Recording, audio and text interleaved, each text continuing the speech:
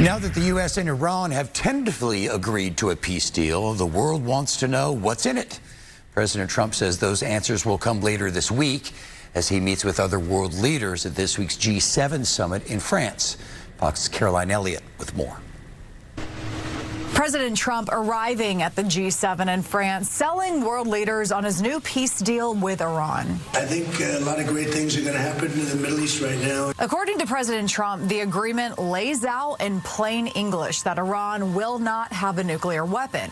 I fully agree to that with strong policing powers. But the details have not been released to the public, and it's unclear if the agreement addresses other issues, including the regime's funding of Iranian-backed terror groups like Hamas and Hezbollah.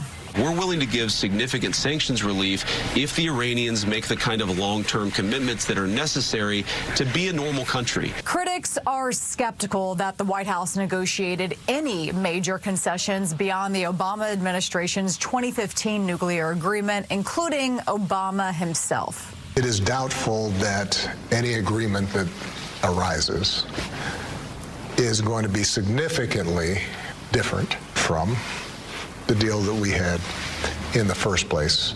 And in the Gulf, the future of the Strait of Hormuz is still unclear. The president says the strait will be, quote, completely open on Friday, but there are still concerns about mines laid at the start of the war.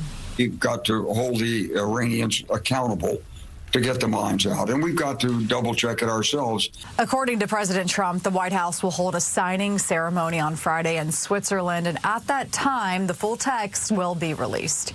In New York, Caroline Elliott, Fox News.